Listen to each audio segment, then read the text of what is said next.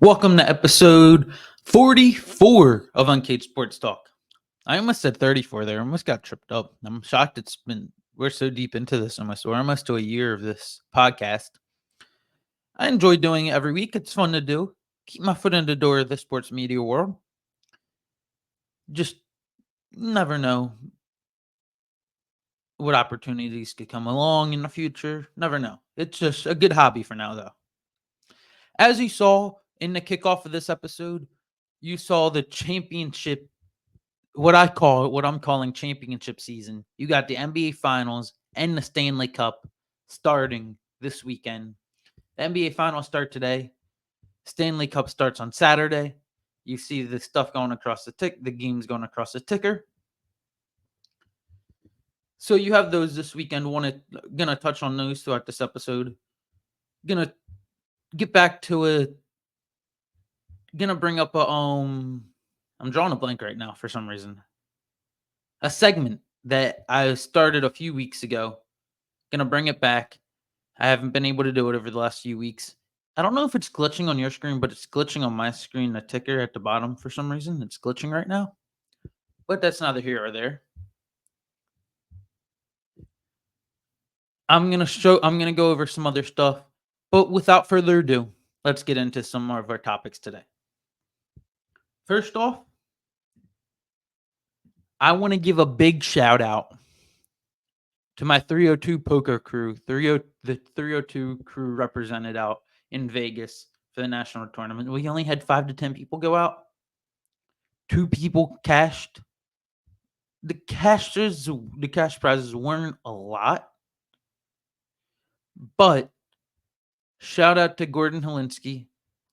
He came in 31st out of 322 people in a national champion, cashed for $300. And a huge shout out to Maya Kikero. She came in 15th out of 322 people, her third cash in as many tries out in the national championship tournament in Las Vegas. She won $500 for her 15th place finish, along with winning the top mystery bounty of $1,500.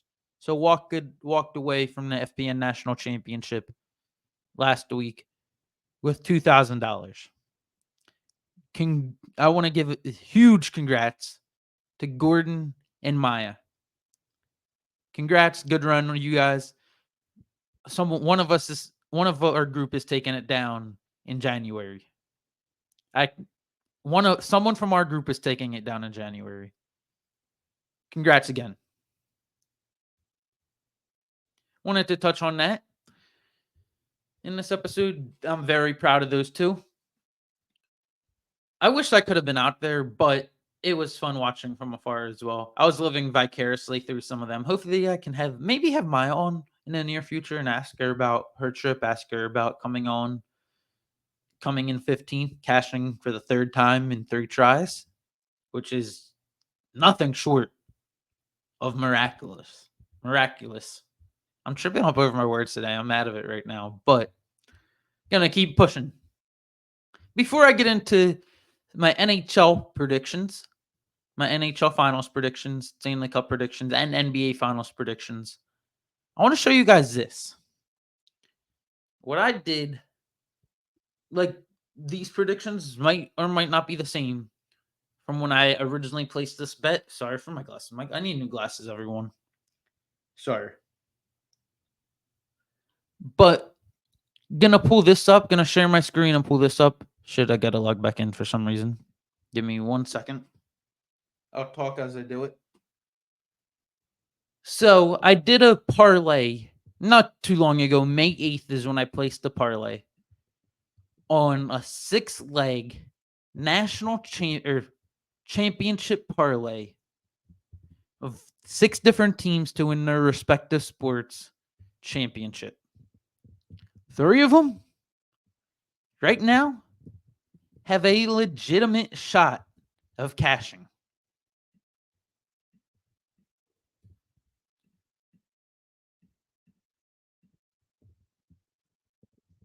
Give me 1 second. And Damn. All right. I can't pull it up on the screen right now. I'll read them off. For some reason, I can't log into the computer right now. Having trouble. But I'll read off the picks. I'll log in through my phone.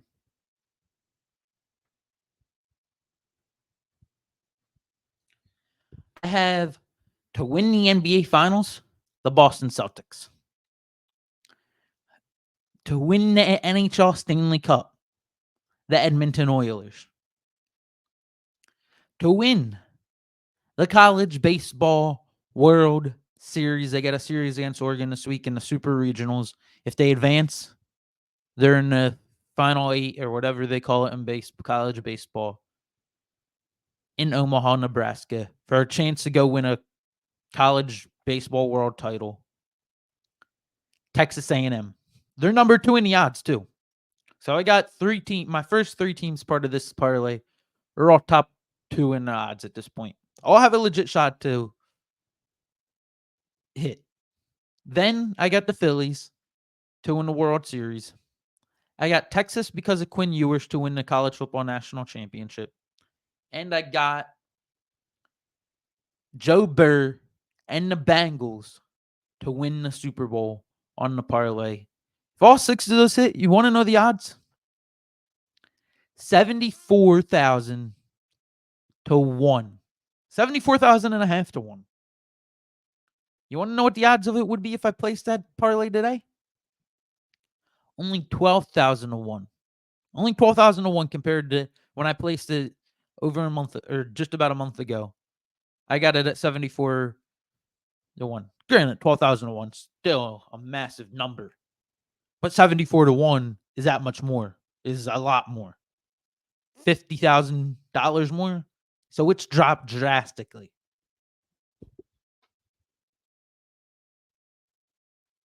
I need new glasses. Like, I swear I need new glasses. My glasses are like so broke. I hate it when I look in the camera right now.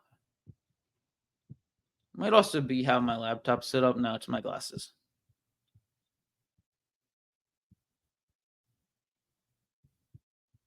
There it goes. I got it. No, I didn't. I'm gonna take myself off camera for a second while I fix it. Sorry for the technical difficulties. Sorry, I'm getting this fixed within the next few episodes. I could just keep delaying it.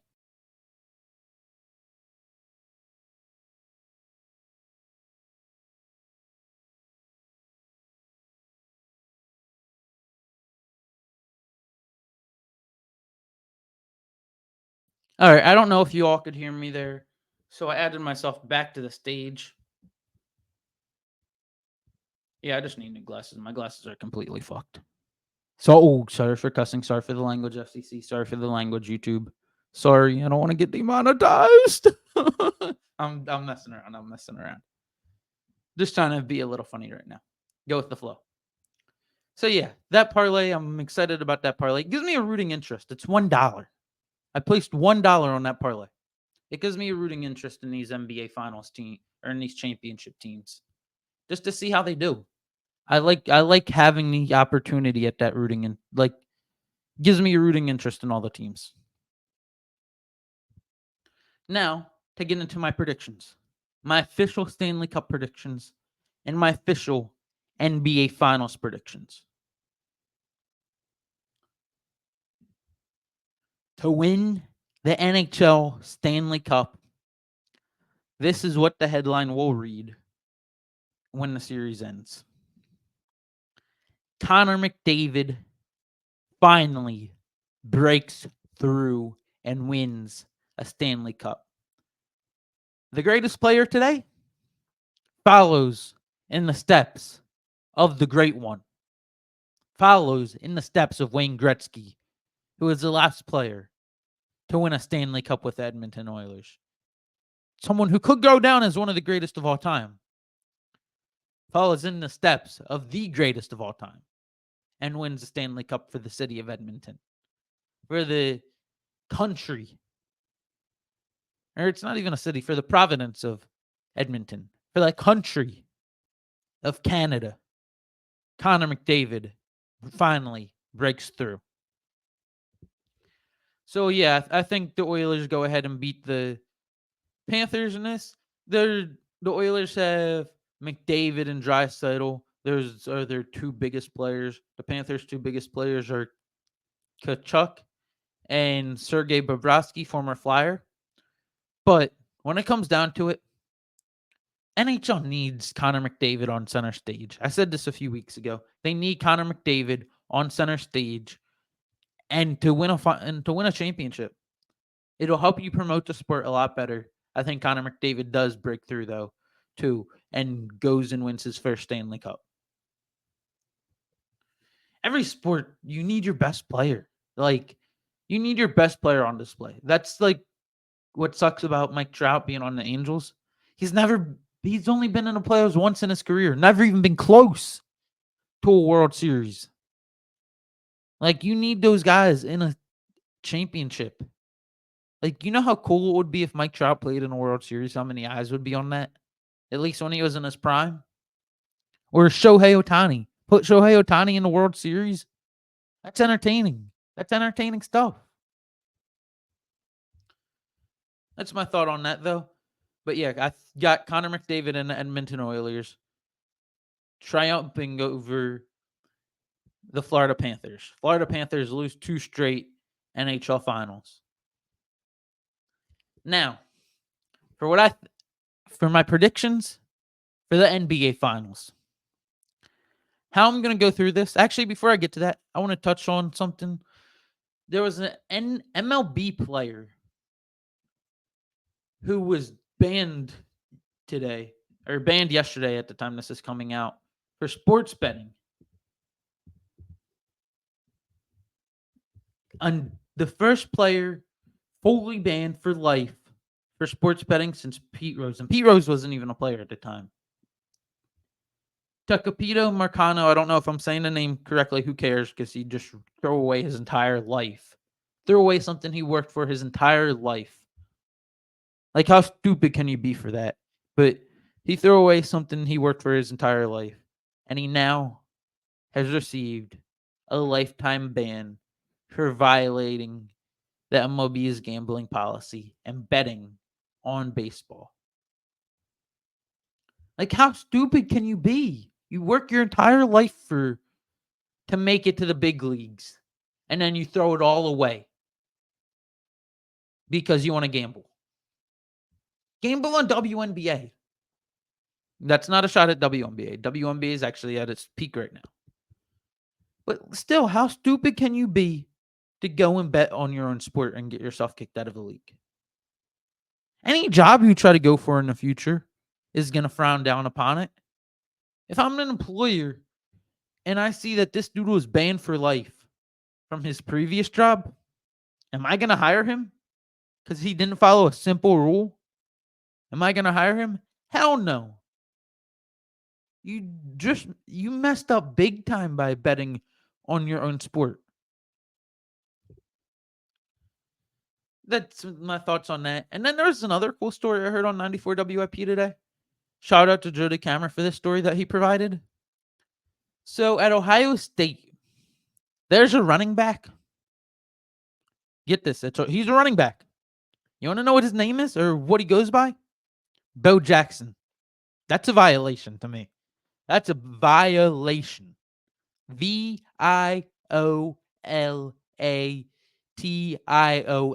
Violation. What's the announcer going to say? And Bo Jackson in for the touchdown. That's going to throw so many people off. Like, what? And then you want to know what his actual name is? Bo's just a nickname. You want to know what his actual name is? This part's not a violation just because the player was a kid when this kid was born. Lamar Jackson is the kid's first name. His nickname's Bo, and his actual name is Lamar Jackson.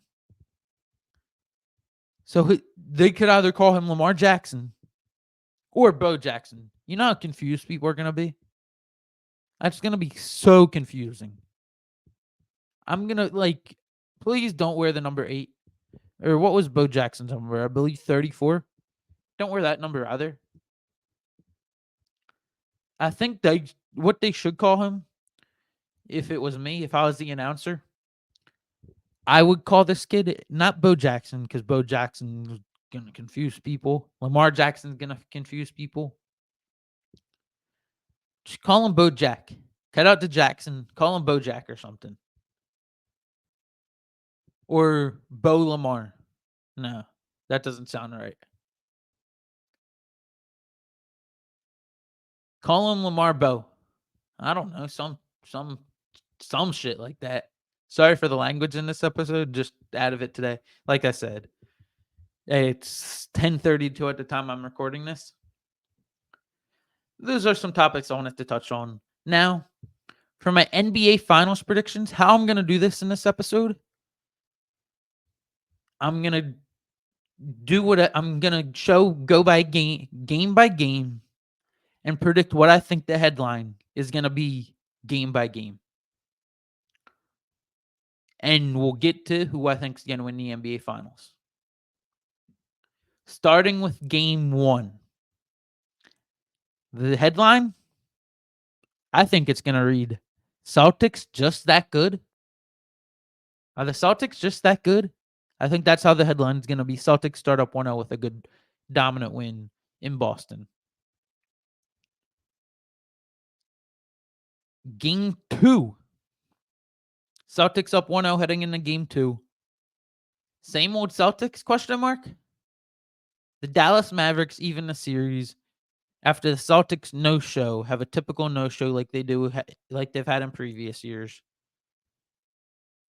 And the headline's going to read after that, same old Celtics? Is this the same old Celtics team that doesn't show up sometimes in big games? Series is 1-1 as we head to Dallas for game 3, in which the headline reads, Celtics equal road warriors. The Celtics in their last 6 road games in the playoffs are 6-0 on the road in the playoffs. In game 3, I think they make it 7-0, answering the Mavericks winning game 2. The Celtics make it 2-1 with an emphatic game 3 win. Game 4. Luka. This could have been the other headline I was considering, was Luka legacy game. Luka best in the world, question mark? After game 4, based on how I think this series could go, I think Luka, there's going to be talk about Luka being the best player in the world. There already is. But after game 4, he's going to have he could have a legacy game, I think. If this goes how I think, it probably won't go anywhere near how I think. Like, if trying to predict game by game right now. But I think midway through this series, we might be asking, is Luka really the best player in the world? Like, and I'm serious like that. It wasn't like a sarcastic, rhetorical question. We might be wondering, is Luka the best player in the world? Or at least to see the next face of the NBA. Could be the other question. Game 5, 2-2 series. As we head back to the TD Garden, you know what the headline is going to read after game 5? You got to expect this one coming. Kyrie shuts up the Garden. The Garden's going to be all over Kyrie in this series. Kyrie Irving has that Boston crowd's going to be all over Kyrie Irving. Everyone knows the backstory there for the most part. Kyrie Irving, the headline after game 5, Kyrie shuts up the Garden as the Mavericks take a 3-2 lead in the NBA Finals and head back to Dallas on their home court. Will the Road Warriors remain Road Warriors, though? At this point, they'd be 7-1 on the road heading into Game 6. The Celtics would be 7-1 at this point heading into Game 6. Well, I think that would continue. I think they'd be 8-1 after Game 6 as Boston rallies in full force to force a Game 7. I think Celtics would win Game 6. Jason Tatum and Jaylen Brown would just have it. I think this is just a good spot for Boston. Down 3-2, people counting them out. I think Tatum shows up and they force a Game 6 and head back to the TD Garden for Game 7, for all the marbles, no tomorrow, for the NBA title, for the NBA championship, the Larry O'Brien, the Mavericks with a chance to get their second title, I believe it would be, and the Celtics with a chance for number 18. Just double checking those. Yeah, it would be the Maverick. I think we go to Game 7 with the Mavericks having a chance for title number 2, and the Celtics with a chance for title number 18 with their first title since 2008. And you want to know my prediction? In Game 7, the Celtics finally finish the job. I think the Boston Celtics come through and finally finish the job and win the the 2024 NBA championship. That's my predictions for these finals coming up. I think it's going to be entertaining. I'm going to have a rooting interest now in the Celtics Gazette parlay and the Edmonton Oilers. Let's go Celtics. Let's go Oilers. Like, growing up, I was never a huge basketball. I wasn't a big basketball fan, so I don't really have any rivals in basketball. Like, I don't have a team I hate. I know that could be a violation as a Sixers fan, not hating the Celtics, not hating Boston. But hey, I have a cousin that lives up in Boston too. I want to see them win for him. I have family that lives up there. But let's go Celtics. I'm not saying let's go Boston. Let's go Celtics and let's go Oilers. And let's go Texas A&M. Wanted to touch on those in this episode, go through that in this episode. Gonna be an exciting 2 weeks as those as it is championship season. As I proclaimed the wording towards it, it is championship season with the NBA Finals and Stanley Cup going on, and the College Baseball World Series coming to a close soon. I also want to touch on something that happened this week. I want to give a big thank you, big shout out to Rhys Hoskins. Rhys Hoskins made his return to Philadelphia this week. The crowd gave him a standing ovation, which is rightly deserved. Thank you, Rhys Hoskins, for all you did for Philadelphia. It is greatly appreciated. You are here through the good and the bad. Only 2 years of good, so you stuck it out through the bad. And you were one of the bright lights of hope through the bad. And it was bad at one point. They had 99 losses in 2017. It was bad. Like putrid. But Rhys Hoskins was one of the only constants that made it good to watch. That made it. What's a good word for this? What's the word I'm looking for? That made it bearable to watch. That made it bearable to watch. And the Phillies head over to the pond. Hopefully, London Bridge does not fall down as either the Mets or the Phillies are driving over it. I just wanted to throw in a little thing like that. London Bridge is falling down. I think that's how it went. But that would be cool to go out there. Wish I had the money for it. I definitely don't. That's a long flight too. Good luck to anyone traveling out there. That should be a fun road trip to see a baseball game, the Phillies versus Mets this weekend. Had to touch on that. And to close out this episode, I haven't done it the last two episodes. I'm gonna go back to a segment of doing my NFL playoff predictor, my NFL 2024 and 2025 season predictions from here on out. I need to catch up on the last 2 weeks and this week, so we will be at week 4 going through this. You'll see my predictions up to week 4.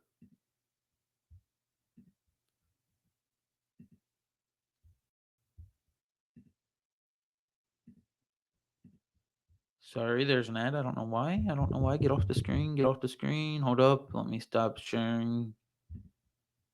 Sorry, we have technical difficulties right now.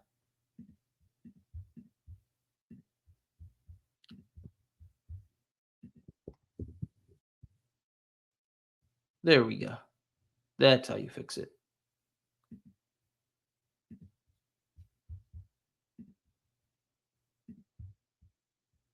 I'm going to share my screen again. Let's try this again. Share. There we go. Sorry about all the ads on the screen. These companies are getting free ads on YouTube. And I'm not getting paid for it, which is sucky, but who cares? This is just a hobby. Week 2. Speaking of an ad, I want to let you all know to head and visit my friend Dan the Man Stanley at Sheridan Nissan, where he will hook you up with a new car. And they will hook you up with a new car. Just let them know Luke Sarenka and Uncut Sports Talk sent you. My predictions for week 2 of the NFL season. Dolphins on a Thursday night short week against the Buffalo Bills. I think the Dolphins will come through. They do great early in the year in the Miami weather. I think the Jets and Aaron Rodgers will beat the Titans. Doug Peterson and the Jaguars beat the Browns. Ravens is over the Raiders. Broncos over the Steelers. I'm actually going to go Steelers here. And I'm going to go Broncos. Mile high early in the year. Thin air. The thin air, I think, early in the year, players aren't conditioned yet. Give me the Broncos. Chiefs over the Bengals. Packers over the Colts. I'm going to take Bryce Young and the Panthers over the Chargers. The Seahawks over the Patriots. Texans over the Bears. Excuse me. 49ers, Vikings. I think this game's an interesting game here in week 2. I'm going to go the Niners are going to give J.J. McCarthy a rude awakening. The Cowboys get a win against the Saints. Commanders and Jaden Daniels get a win here against the Giants. Lions beat the Bucks.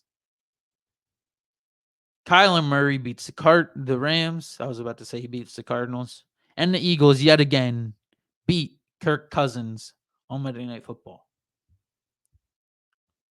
Heading into week 3, looking into week 3, the Jets finally beat the Patriots. I think they did last year, but they beat the Patriots yet again. Finally, they start to get some wins against the Patriots. I know Jets fans will find a relief from that. The Steelers beat the Chargers. The Bills beat the Jaguars. Packers and Jordan Love beat the Titans. The Texans beat the Vikings. I think this is a win for the Colts. The Bucks beat the Broncos. The Browns beat the Giants. Dolphins do really good early in the year.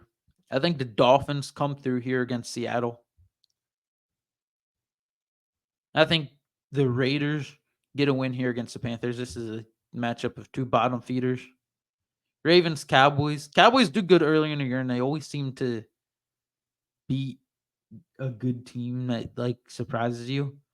I got the Cowboys over the Ravens. Chiefs over the Falcons. Bengals over the Commanders. In New Orleans, Eagles usually start out. They started out fast the last 2 years.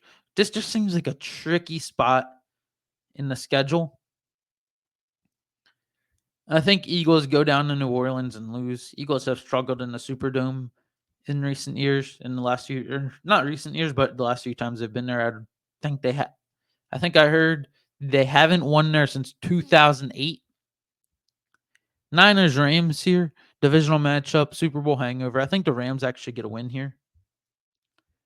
Lions against the Cardinals. I think Lions are just a superior team to the Cardinals.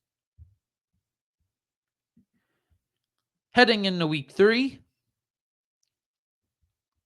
Hold up. I'm going to double check something as we're doing this. Just make sure I have my dates for the overseas games so it's not throwing me off, because I don't think this site tells me which games are overseas. NFL International Series, just double checking this so I know which games are overseas as we're going through this. Jets Vikings, October 6th is the first one.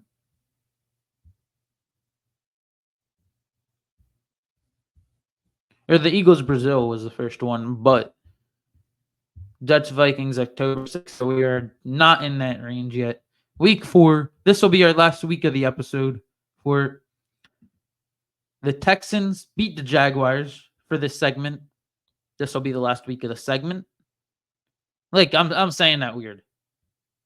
This segment will be back next week, but in terms of doing predictions, we're stopping on week 4 currently.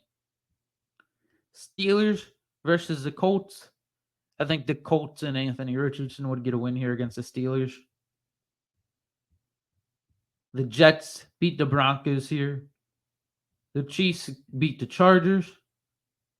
The Browns beat the Raiders. Ravens beat the Bills. Dolphins beat the Titans on Monday Night Football. Bengals beat the Panthers. Niners beat the Patriots. Short week, but I think the Cowboys beat the Giants. Packers beat the Vikings. Bears beat the Rams. Eagles Bucks. I think the Eagles get a win here. They get some revenge here to get to 2-2 on the year. Saints Falcons. I think the Falcons get a win here to get to 2-2. Commanders Cardinals. I think this is a commander spot. Jaden Daniels gets a win here against the Cardinals. I think the Commanders get a win here. The Lions on Monday Night Football against Seattle. This place, Detroit Ford Field, is going to be rocking in this game. Detroit gets a win and they get off to a 3-1 start. And your standings at this point in the year. The Dolphins are your number 1 seed, 4-0. Ravens are your 2 seed at 3-1. Colts are your 3 seed at 3-1. Chiefs 3-1 is the 4. Jets are the 5 at 4-0. Texans are the 6 at 3-1, and the Bengals are the 6 seed the 7 seed at 3-1. And in the NFC, at this point to the date, Cowboys are the 1 seed at 4-0. Packers are the 2 seed at 4-0. Rams are the 3 at 2-2. Falcons are the 4 seed at 2-2. Lions are the 5 seed at 3-1. Bears are the 6 seed at 2-2. And the Commanders are your 7 seed at 2-2 through 4 weeks of the NFL season. Through the first month of the NFL season. That is my predictions. Up to date. That segment will be back next week, hopefully. Just depends on what we get to. It's always going to be the last segment. It's just replacing Luke's locks for now. That'll do it, though, for this episode of Uncaged Sports Talk. Remember to tune in next week. Like, comment, and subscribe on all of our platforms. It is greatly appreciated.